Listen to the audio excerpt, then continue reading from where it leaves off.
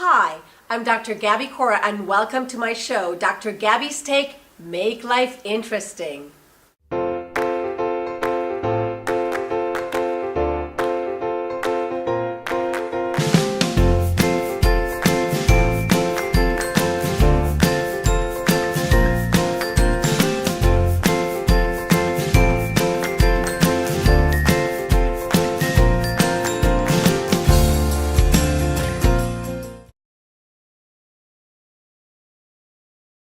So you were planning to adopt him, but at the same time there were some difficulties around that. What happened?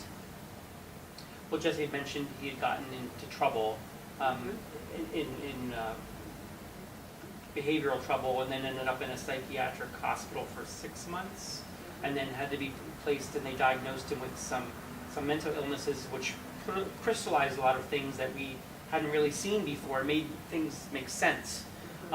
So even though we were very close to finalizing the adoption, there was a really tough choice because you're taking on legal responsibility, you're taking on a lot of issues that we thought, this is just, we love him, but we can't do all of this for him, you know.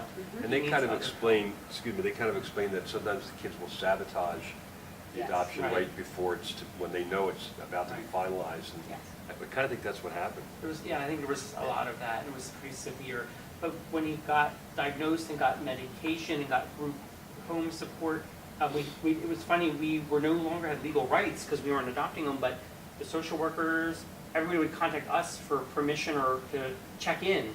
So for years through his high school, we were keeping tabs on him, visiting him, bringing him to our house at Christmas and on weekends, and he was in our life. And that's what I think we're proud of, is because nobody had stuck around in his life as long as we did, and we had a good relationship. Is he still in contact with you every once in a while? I just talked to him a couple days ago. Yeah.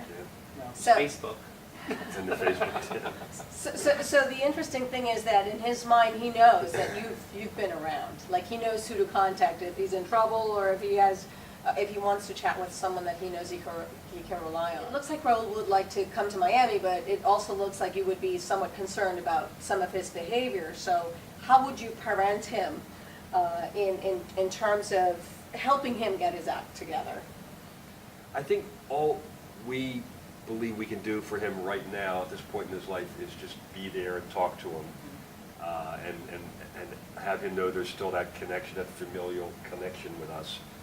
But he's got some issues that a lot of young people in their early 20s are working through, and until he gets a little more mature, we've made it pretty clear to him that he's not going to be staying with us for any length of time. While you're raising a little one. Yeah.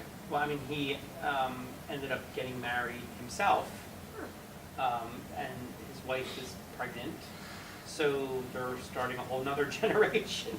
But I think he's with her. They live, or they're in contact with his wife's family. So in some ways, it's good that he has a connection now to family, which he's always wanted.